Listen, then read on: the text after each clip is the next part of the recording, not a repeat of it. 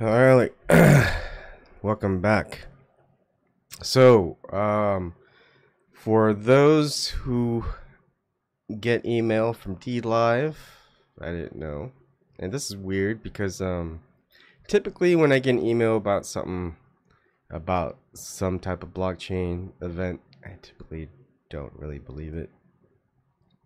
Except when I did a live stream today, Steem Labs wasn't working. I'm like, huh. Why isn't Steem Labs working, if you want to know? So this is what I used to have.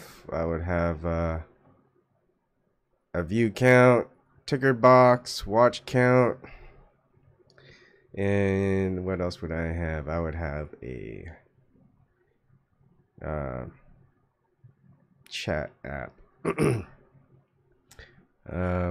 you can't see the chat app because none of this is working. So people who are watching on DLive, there's 6 people watching. You'll notice that Steem Labs isn't working, nor is the chat with Steem Labs or anything for that matter. So it is what it is. Oops. Damn it. I didn't mean to do that. Come on. There we go. All right. So the email says, DLivers, we have some very exciting news for you all. DLive will be migrating from the Steem blockchain to the Lino. I don't know how you pronounce it. Let's just call it Lino. Blockchain testnet on Monday, September 24th at 10 a.m. Pacific D time. I don't know what D means in PDT. Is it Pacific even? I got no idea. Whatever it is, it's PDT. I don't think it's PST. Pedantic time. I have no clue. All of our services will be down until 10 a.m. on Tuesday, September 25th. So you probably won't see me live stream on DLive on Monday, maybe Tuesday, and if so, it will be on the Lino blockchain and not on Steemit. What does that mean for all the people who are still on Steemit? Well, I might have to do my due diligence and put stuff on Steemit still. Upload things afterwards. Might be a pain in the butt, but who knows? Maybe Steemit will be a little bit more competitive because of this. Maybe there will be another type of live streaming that would be attached to Steemit. Who knows? But it looks like I'm probably going to be using DLive still on the Lino blockchain. But we'll see. We're going to talk about Lino in a moment. And it says further on, excuse me, sorry, I'm still fighting a cold. For starters, there's absolutely zero wait for accounts. You can create a new one or sign into your already existing Steem or guest account and start a live upstream or upload a video within minutes. That sounds like a good thing. Ryan, if you're watching, you might actually like that, since you don't seem to like Steem. Maybe it's you don't like the DLive, who knows. We would like to invite all of our guests who have visited our site within the past 9 months to claim your Lino account and start using all the features of DLive on Tuesday, September 25th. To show our appreciation, all our accounts created prior to September 20th will receive 100 Lino points as a bonus. As soon as you log in, maybe I might have to do that. Maybe it's too late. Lino network.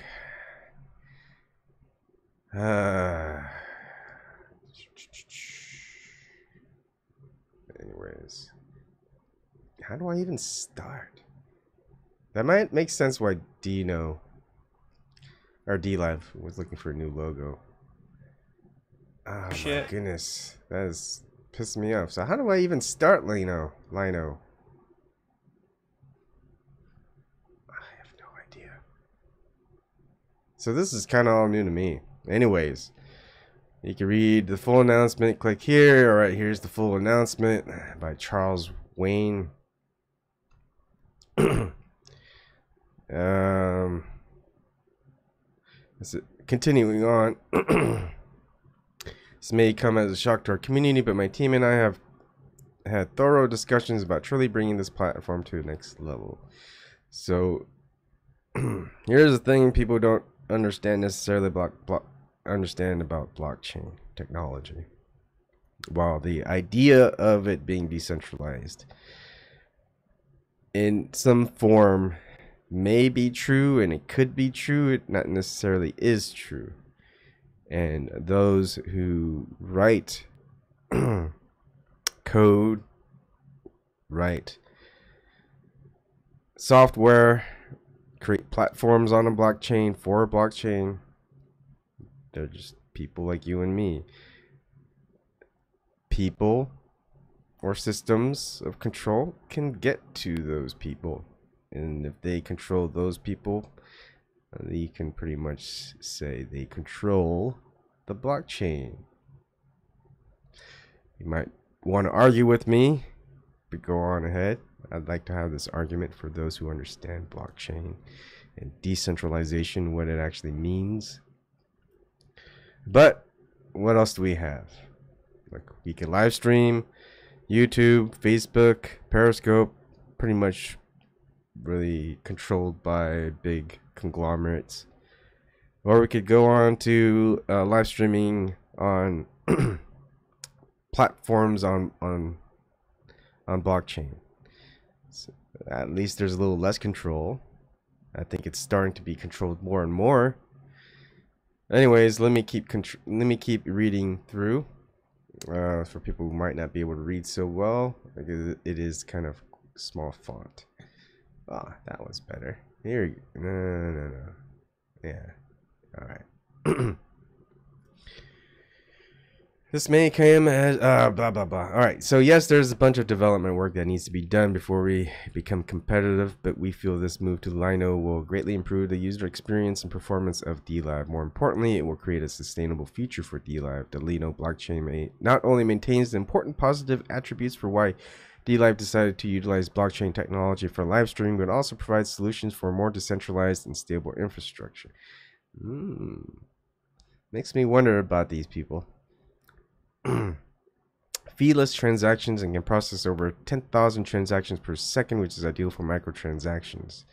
On top of all this, Lino's main focus is to revolutionize the video content ecosystem and will be providing resources and support to make it a reality. We'll see if that happens. The Lino team is a group of talented individuals that share the same vision in the future of blockchain and video industry. What is that vision? Original content should not become something that is manipulated by anyone or entity. Yeah, sure. I agree with that. We believe by utilizing the Lino ecosystem that DLive can become a killer app that stands out from all the D apps in the world.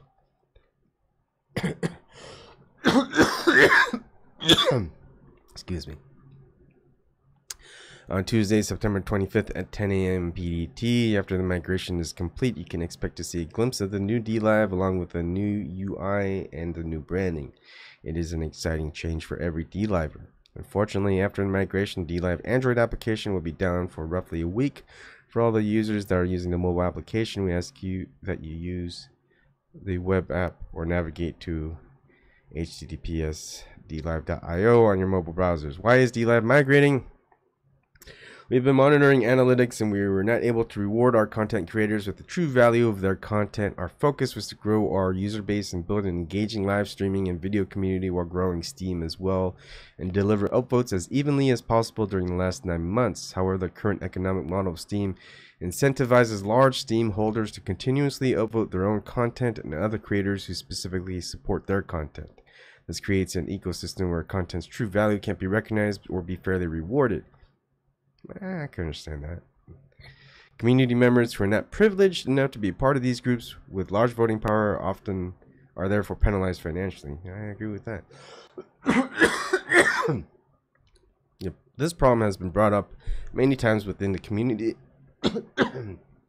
Oh man. Excuse me.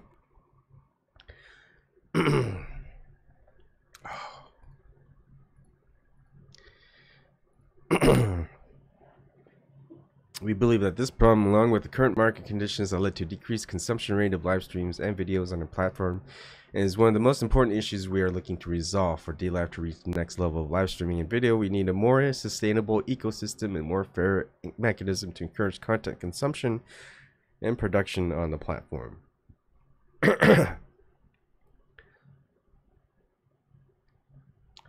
That's good, man. I don't disagree. I just don't know their vision yet. I have read something, but we'll see. There are other issues that will be addressed after the migration. Things like account setups. Account setups are instant, or on the new DLive, you can create an account and start live streaming or uploading videos within a few minutes. This is so important for mainstream adoption. We monitored our guest accounts and found out only a small percentage were able to wait for a Steem account to start using our platform. True. For improving the live streaming experience, you can start and stop your broadcast whenever you like, straight from your broadcasting software. That's interesting. There's no need to make a new post every time you go live. We'll see. That'll be interesting. There are many more reasons why we are migrating. I believe if you sign into DLive on Tuesday, September 25th, as a new or existing user, you will agree. How will DLive users be rewarded during the Lino testnet phase? During the testnet period on the Lino blockchain, we will use Lino testnet points to reward users. Rewards will be delivered through tipping and gifting rather than upvotes. All the users will be allocated a certain amount of free Lino points when they sign up. Users will also be able to buy Lino points in order to make donations.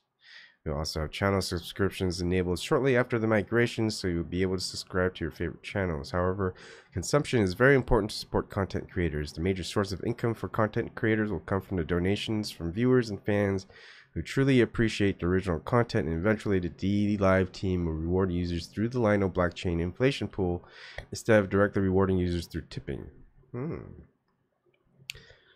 Lino has an inflationary rewards pool similar to Steem. This is paid out on top of your tips, gifts, and channel subscriptions based on proof of content value. It will be done automatically based on the consumption using a proprietary algorithm.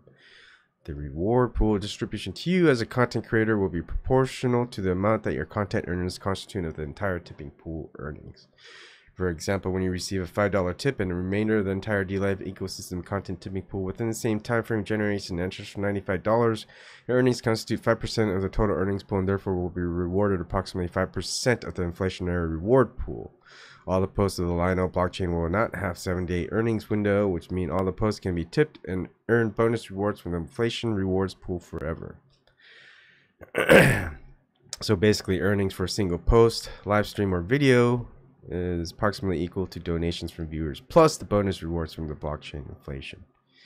And introducing the new community hub and user experience has always been and will always be a top priority for us. Nothing will change with this migration. We understand how resistant the community may be to change, but let me assure you that our team will be here to assist in anything you may need. We just launched a new community hub in replacement of the help center dedicated to all of DLive's users. The new community hub consists of a help center, a forum, blog, and customer support services. From now on, you can access all the resources you need in one location. Anyways, people can go ahead and read most of that. I kind of want to see what Lino is about, because I've never heard of Lino. And let's see, here's the team. Wilson Wei, co-founder and CEO from Berkeley. Yith Lee, co-founder and CTO, Berkeley and Google and Facebook. Qifeng Chen, co-founder and chief scientist from Intel and Stanford. Investors and partners. I'll wait for it to come back with the main investor. Zen Fund, D Fund, FBG Capital, and Blockchain, Link VC, Node Capital, Pre-Angel, BitAngel, Consensus Capital, Chain VC, Viking Capital, Alpha Coin Fund, Crypto Standard, OSIC Capital, Fun City Capital, ACE at Berkeley, Hong Kong University of Science and Technology. Those are the investors and partners. Well, I do like DLive, but I am a little bit hesitant about Lino.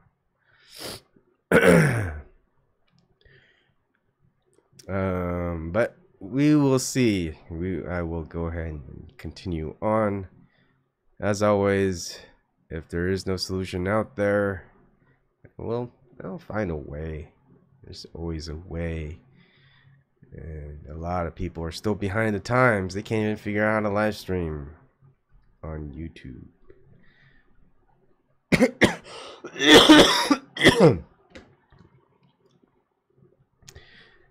All right, so I wanted to see Lino funding. So Lino raised 20 million to create decentralized video community. This is from PREnewswire.com. Sorry, I think it's my headset over there. Oh, also, yeah, here, TechCrunch, CoinDesk, Daily Asia Times. Oh, off mainstream, but mainstream. And let's see what this article says. Cupertino, California, February 5th, 2018. Quite a while ago, Lino decentralized. You know, I don't like how they keep saying decentralized when it's probably not decentralized yet at all. Stop using that word, decentralized. It secured $20 million in funding through a private token sale. So it's decentralized, yet the funding is through private token sale. Huh, that sounds very decentralized to me. Led by Zen Fund, a new funding will help Lino build its video distribution network with blockchain technology. All right, let's look at Zen Fund here. Yeah, let's go ahead and translate.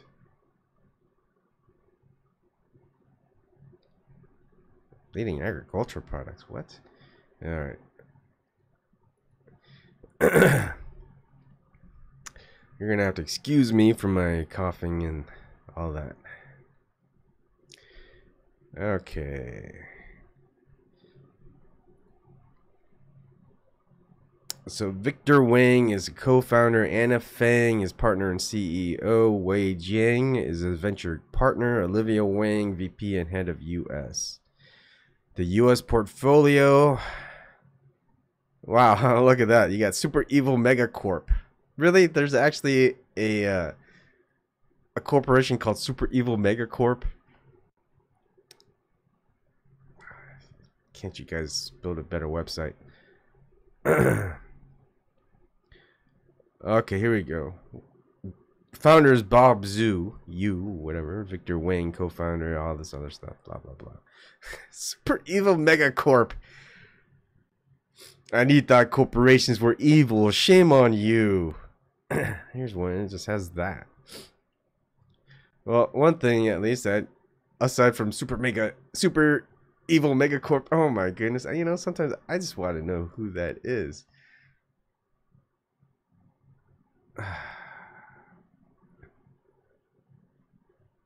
Why?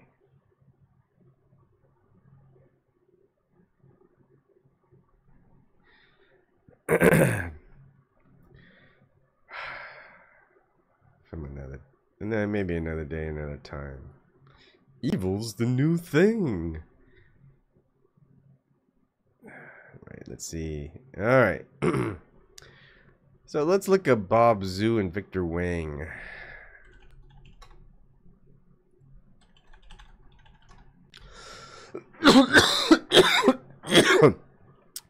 Who better than to look at Forbes for Bob Zhu? It's number 24 on Forbes list. Zhangping Zhu. In 2011, Zhao Zhu, also known as Bob, co-founded Zen Fund with Victor King in collaboration with Sequoia Capital China. An angel investor has guided 4 startups to public offerings, including online beauty retailer Zhume. With over 10 years of investing experience, Zhu has backed billion-dollar businesses such as bike-sharing startup OFO and ag tech platform Mikai.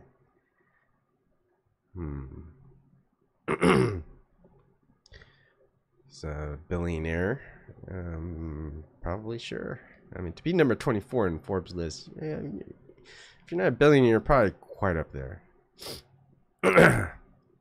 Sorry, I'm just...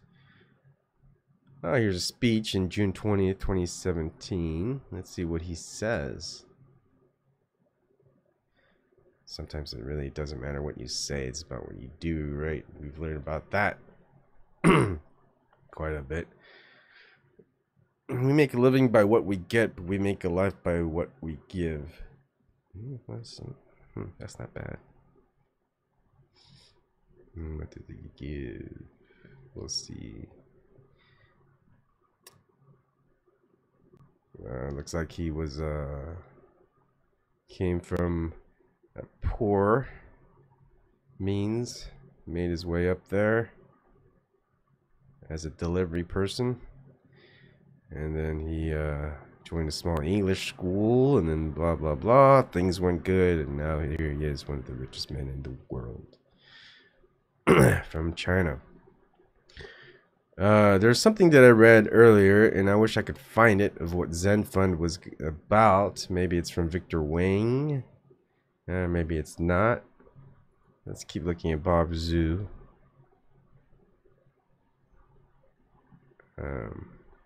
Maybe it's Zen Fund. Because what I found was an article of Zen Fund with, I think it was, what they were looking for was to fund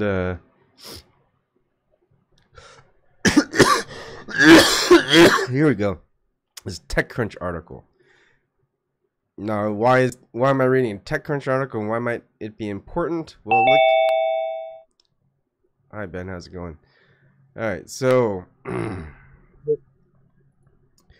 look, TechCrunch is right here. Is one of the leading people or organizations that they put in the very front landing page of Lino. So here we go. This is Lino update. Lino is launching to be a crypto with YouTube. I'm sorry, to be a crypto YouTube with $20 million from China's most famous seed investor, Jonathan Schreiber from TechCrunch 8 months ago. Update. This piece has been updated to indicate that Zen Fund was not an investor in Steem due to a misrepresentation of Steem's presale that the company made. I don't know what it means by STEAM. We'll see. Anyways, you can see the fund. The DLive and Steem it company. Is that right? Yeah. Okay. So Lino and its literal legion of competitors are all raising significant sums, sometimes from the same investor. Lino itself is hanging its future on $20 million that is raised in a private token sale that was led by one of China's preeminent seed investors, Zen Fund. Other investors in the pre-sale included cryptocurrency-focused investment vehicles FBG Capital, DFund, and In Blockchain. Here's the thing that I read that I wasn't sure of. The three founders of Lino are using the financing to build out their product and hunt for talent primarily from the world of Korean pop stars and Chinese video artists, according to Chief Executive Officer Wilson Wei. Now, people don't understand the world of Korean K-pop stars and Chinese video artists. They get all the fame. They look like they're living a great life, but they're paid nothing. You got millions of people out there, fans screaming over them, and they're barely making a living. And they live a life of enslavement. So that's what they're using to do, to hunt for talent primarily from that world. It makes me question Lino. But that is what it is. So there we go. We've got DLive. That is crazy because as popular as those I mean that just that fact itself, as popular as those Korean pop stars are, is it because of damn Napster? I don't know. It's nothing to do with Napster. I know in China they get paid pop stars and things get paid really a lot of money for performances, like hundreds of thousands of dollars or millions of dollars per performance. But that's how they get paid. That's their bread and butter, is all in the big performance. Yeah, well, the K-pop Not stars single do the player. same thing, but a lot of that money goes to their management, their publishers, their blah blah blah. So in the end, they get nothing. You could watch a lot of You could go ahead and watch a lot of documentaries on it. You can just watch on K-pop and the Chinese stars, and you'll see that they get hardly anything in the end. And eventually, you'll see some of them break out, but yeah, they until they break out, they make a bunch of nothing. It's pretty sad. There's even some movies out there, some Their great. worldview, like that they feel like that's what's popular or what's like there's a big market for, but there's all kinds of niches out there.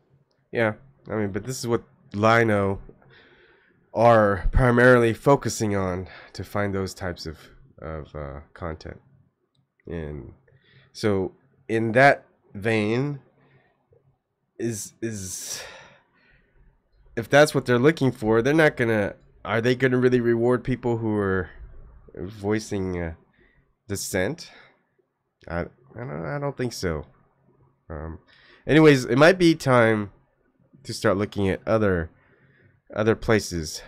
um I mean, I went to DTube a while back, and things were a little tough to kind of upload stuff, but you might give it another look.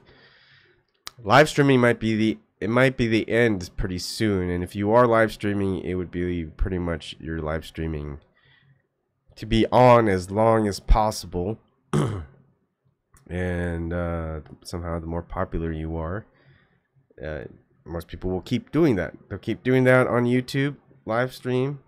They get a lot. They may make I mean, just the amount of money that people get from live streaming on YouTube, where people just throw money at them, thousands of dollars, and then like 60-70% of it still goes to Google, while that partially 30% or whatever goes to the actual content creator. But they'll live stream. They could talk about how much that they hate the censorship of YouTube and Google, yet they're getting paid by YouTube and Google. Yeah.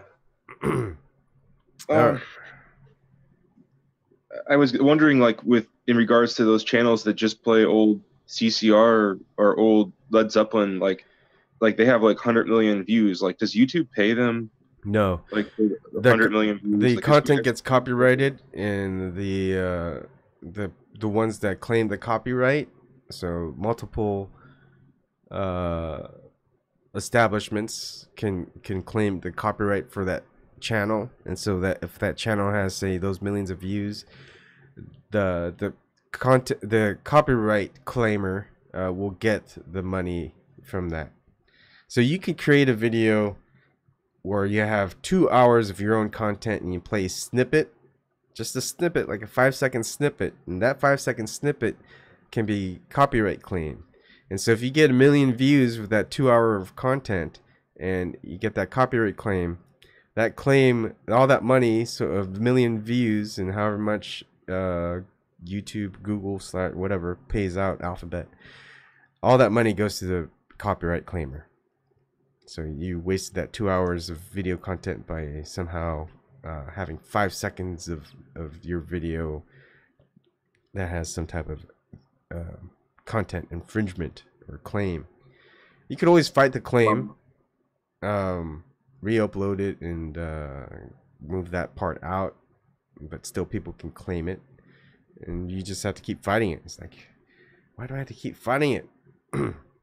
And then by that time, they've already gotten the money from it, so you're not going to get a lot more money from any of the reviews unless people want to find it again. But by that time, it's spread, people share it, and then they'll get the money for the content claimers.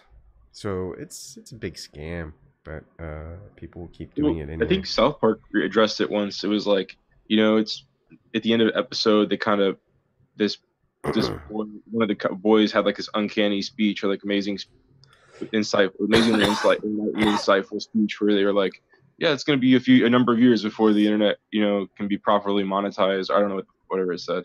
It was a really nice speech. I'm not going to approach it like I'm not going to be able to recreate it from the hip, but or whatever on the spot. But yeah, like it's just whoever does do that though, strike the balance with I guess paying content creators of different kinds and sifting through and like getting the quality, like figuring out how to like to take people's ratings of it or people's like right now there's just like a thumbs up and thumbs down. Like if there's a some kind of more sophisticated algorithm or whatever it was, that's really going to be the thing. I don't think they're going to strike that balance too soon. They'll never strike that balance. They don't want to. Somebody could come really close to it though. They can make a lot of money, like really quick, because there's all kinds of people who like do want to get paid for their work and that have actually good work to submit. But then when there's money involved and there's all kinds of other people, like everybody wants to get paid and get in or whatever. So it's just you have like a supply and demand thing and a ranking or sorting or sifting or rating kind of issues. And well, you can usually get paid by doing or saying or sharing stuff that everybody wants to see or hear. It's the real stuff. It's the stuff that nobody wants to hear, but they need to hear. Where people don't want to see, people don't want to pay for, people don't want to be engaged in because it depresses them, or that they somehow feel so powerless by listening to it, which kind of boggles my mind, because by understanding, you gain the power to change things. You can't change things if you don't know what the problem is or where the problem's coming from. You just remain ignorant to it. You can't change anything at all. So once you know what the problem is, you can go looking for the problem and why it's happening, how it's happening, and you can find a way to fix it. And people don't want to do that. They'll say, here's money, you go and fix it. It's like, I've been trying to tell you.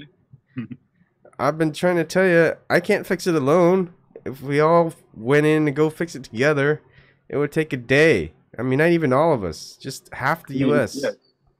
I always say it's not an option. It's not a choice if you don't know it's a choice. It's not a possibility. It's not a possibility if you don't know it's possible. Yeah. And what's up, Ryan? What do you say, Ryan? Ryan's not in here, is he? Oh, he is. Oh, sorry, I didn't see it. I'll play the enter-exit chime. Hi, Ryan. How you doing? Yo, what's up? How do you like that DLive is moving to the Lino blockchain? I don't think you care, do you? Hang on. I've got a...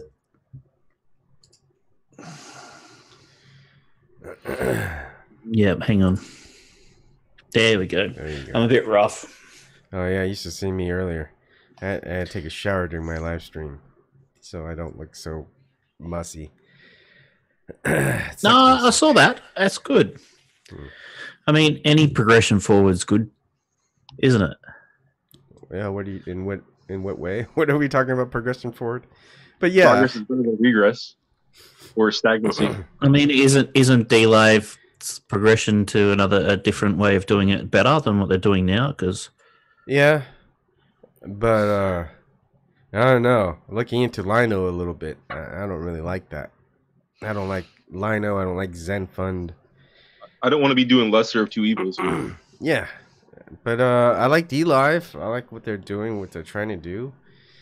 Mm-hmm. I don't trust the ones who are setting them up. I mean, how decentralized can you get when you're funded by private investors? Yeah, I understand what you're saying. Yeah, and how much of a? I mean, it has to be funded from somewhere. Funded by people. I mean, yeah, they're just people. How? Yeah. Let's just get all our funding from George Soros. Get Hillary Clinton in power in 2020, and everything in life will be great, Ben. Oh no, that's true. It's true. It depends who, but I mean, I'm just saying, like, it doesn't automatically mean that they're bad, like, people, just because they have a company that's called Evil Bastards or whatever. They're But all evil bastards. I don't know if these people or investors are from mainland China. It all sound like all Chinese names. I think it's kind of ironic that I think Instagram is allowed in China, but other foreign or like Western social medias aren't allowed in China. So like, if there's like Chinese investors starting a thing, and then I also noticed like a parallel overlap or like something like with when it comes to basically like RT being from Russia, yet like through like at least through watching Redacted Tonight on RT, you get more facts. It's kind of interesting that something would be like, oh, this is a more free YouTube platform, with less censorship and bullshit, maybe potentially maybe more direct reward system, and it's comes from China.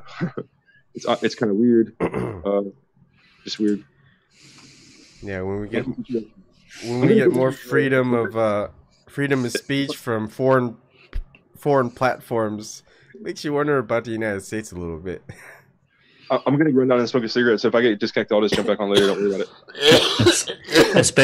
Especially from China. If you're getting lovely, better freedom of speech from China, then you know that there's something desperately wrong. Yeah.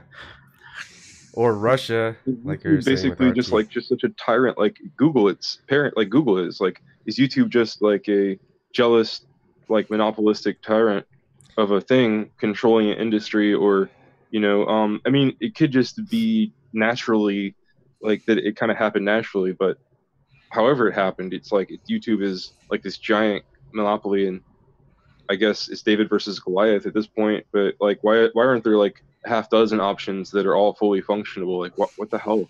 It's 2018. Like, what's so hard about it? Well, they get shut down. They get bought out. Yeah.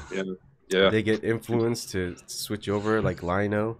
I mean, with $20 million with funding, rather than build it yourself, you're just gonna find someone to say, "Hey, we've got 20 million investment seeding. We can give you 10 million now." Anyway, and here's all this money. Yeah. Oh fuck! Yeah, let's take that money. Yeah.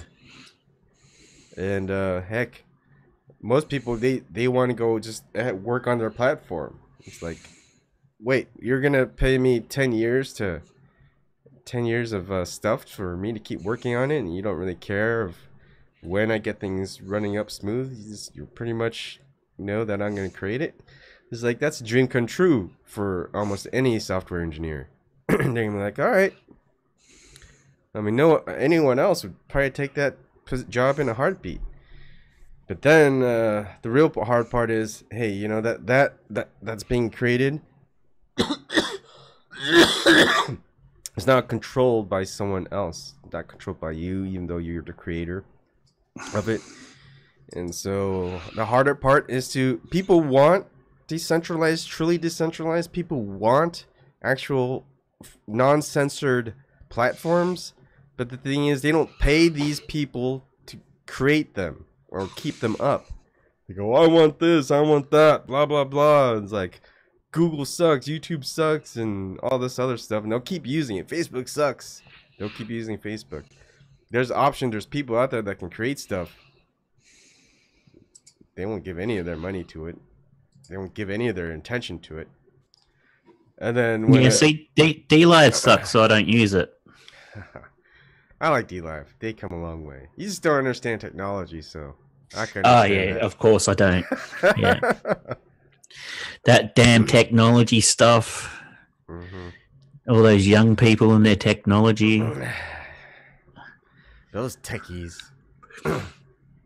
Fucking assholes. Yeah, I mean, it's like, how are we gonna have truly decentralized developers when the only way they could keep working at things and get paid a decent amount? I mean, look, people who can create their own platform on blockchain could make a couple $100,000 your salary, if not even more than that.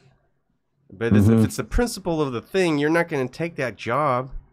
I mean, there's jobs that keep coming. Is like, hey, do you want to work for us? You understand blockchain? How about working with us on our blockchain? It's like, no, no, I don't like your blockchain. I don't like how it's represented. I don't like the centralization part. And you keep saying it's decentralized. No, I'm not going to work for you.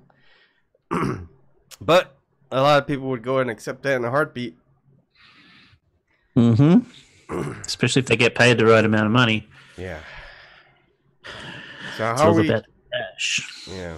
And how are we going to change the world by having people who can create stuff keep working for the system that wants things not to change, or change it in ways to favor them? I mean, we think people can't even threaten to go over to the DLive thing if the DLive thing sucks. It's not a real threat. Oh, it's great. I've been live streaming on DLive for over a month now.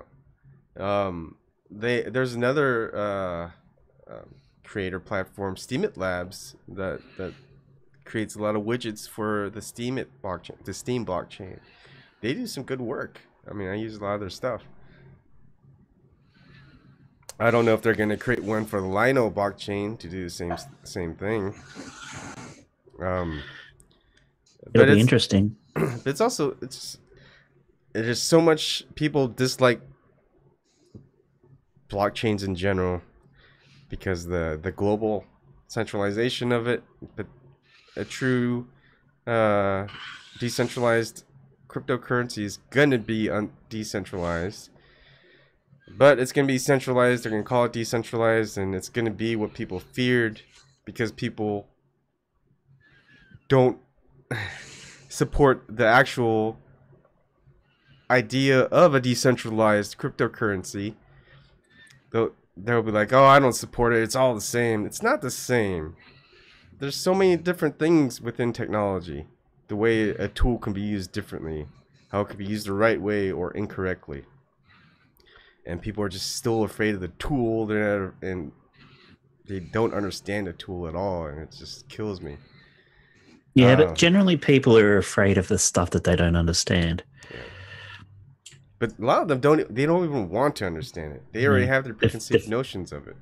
Yeah, but the fear-mongering, don't do this because this will happen, and, there's going to be people out there that are going to want to steal your money, and you're going to get scammed out of, all your life savings if you put your money into this. And yeah, it's just a whole lot of bullshit. But, Someone out there always seems to want to take what you have that's not theirs anyway. Yeah. Exactly. Oh, well. That's exactly how it is, though, Eben. That's not how it should be. Oh, no, of course it's not. It's not how it should be at all. But, I mean... you work hard for your money, other people work hard for their money, and other people want to exploit that. Mm-hmm. It shouldn't even be about money, but that's another day, another conversation. But you need money to ensure that you have the system and you can pay the people. Well, it's the system, people want the system. Yeah, but the problem is you've got to pay people to look after the system. If you don't have people to look after the system, then the system's going to fail. You know who the internet being shitty benefits, right? Who that's good for is things like YouTube being, having less options. I think it's good for traditional television. I think like cable television and all the rest, they benefit from the internet not being able to facilitate startup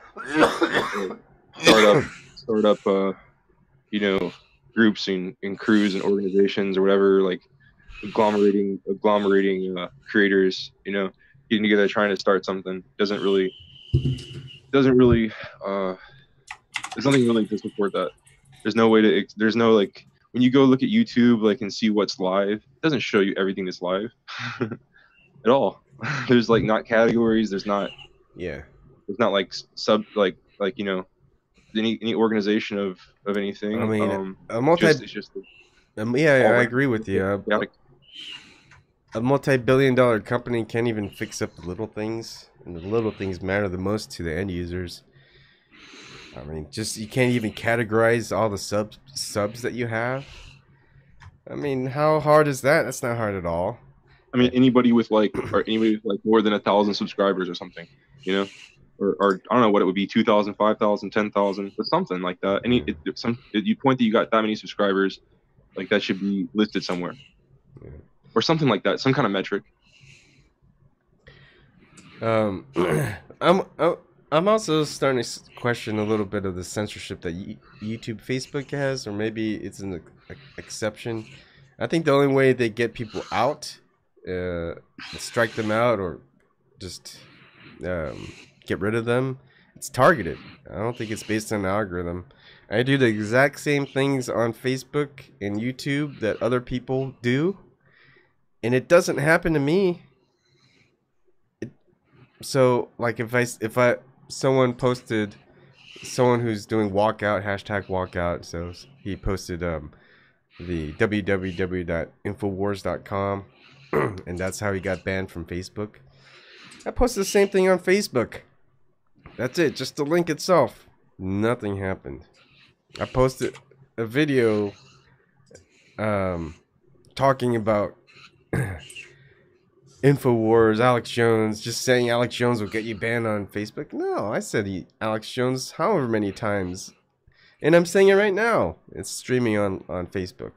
I'm not being banned. But until that time where I do, except it's not going to be based on an algorithm. An algorithm, once it happens to everyone. YouTube stream just went down. YouTube stream just went down. I'm joking. Yeah. Oh, yeah, it does that all the time when it finds copyrighted content. But still, it's targeted. If it was an algorithm doesn't care who you are, right? It just says, hey, if you do this thing, you're out. So when people don't misspeak or don't understand what an algorithm is, what it's supposed to do, and they get all fired up about it because they're banned from Facebook, they need to say it the right way, because they're saying, oh, I just put in a post on Infowars.com and I got banned. No, you're probably banned because of something else, and it's not based off the algorithm. It's a targeted attack to get you kicked out. That's what I think it is. It's not an algorithm. I mean, what about, I don't know, man. We can't see the future. I mean, what do you think the likelihood will be that there will be like another situation like 2016 where there's all this like leaks of this stuff that's then suppressed, you know?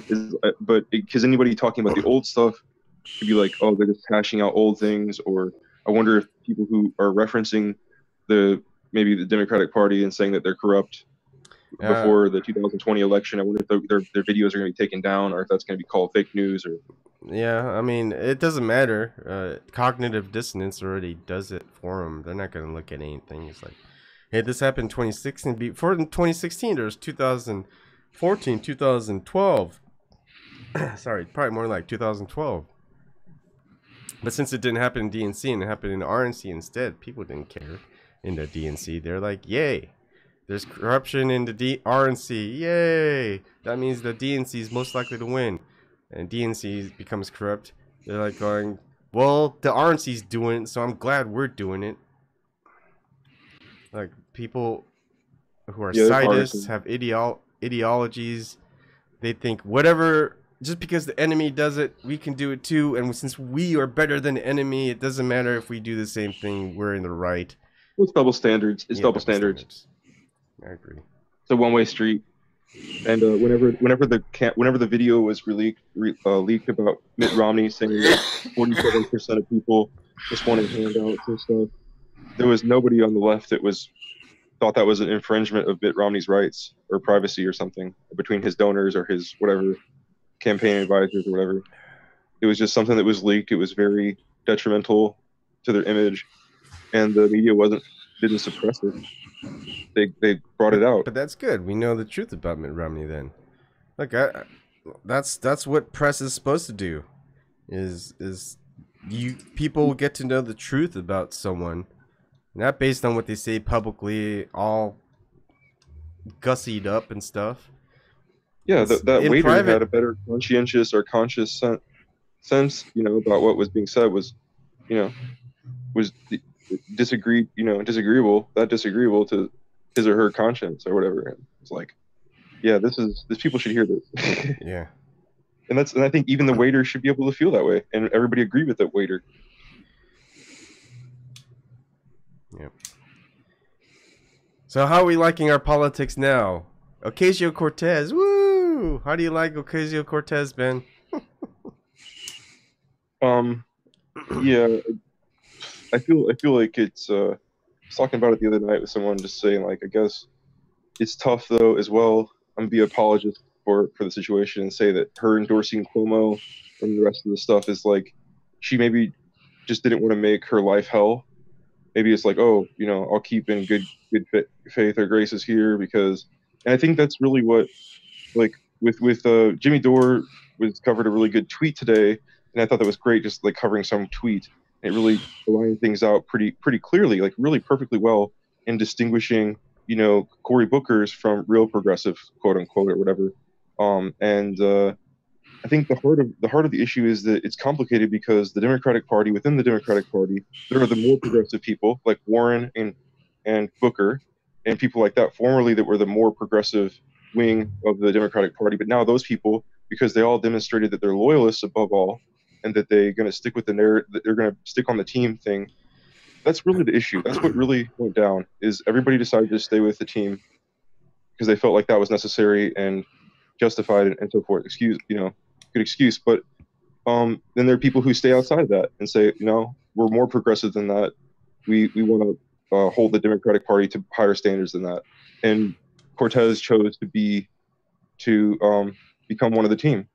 So that's where she stands. Like, you can't have it both ways, I guess. And that's the bitterness and the grudge that people like, I guess, me and a bunch of other people who just kind of saw that and don't, weren't changing their minds as well.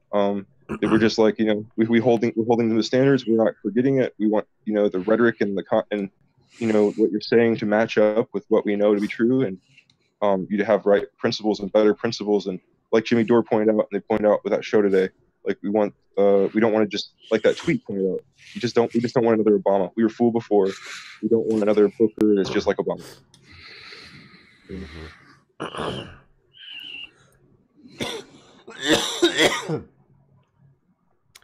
Oh, sorry. I might have to cut it short just so I can get some rest. I do like talking with you guys. You got a flu, have you, or something? Yeah, my son had it since last Thursday. I took care of him. And since Sunday, I'm starting to feel pretty bad. Hasn't gone away yet. I told you should have worn a hazmat suit. I like getting exposure towards things that make me sick. If it doesn't kill me, it makes me stronger. That's just the way my feeling of it. Each to their own. Anyways. Each to their own. I mean, I don't get sick all that often. Praise whoever. But when I do get sick, I hate it with a passion. I fucking hate it. Yeah, I don't think anyone likes being sick. But I think being sick is good. Your body clears out a lot of stuff that's bad, and your immune system becomes stronger because it goes, hey, we know this is bad. Next time it'll be better. But if you're never always sick, you gotta question what's that doing to you, to your immune system. Okay. Anyways, thanks for coming on, guys. No worries. We'll have another talk. Hopefully, we do an on-topic, open topic, anything goes, whatever. Yeah, man. I'll get on a little bit earlier, maybe. Yeah, 2 a.m. over here. 5 p.m. here. Oh, better not say that too loud. The dogs will be going, it's dinner. Oh, no, better not say that either. All right. See you guys. All right, guys. Good talking to you. Catch us later. Bye.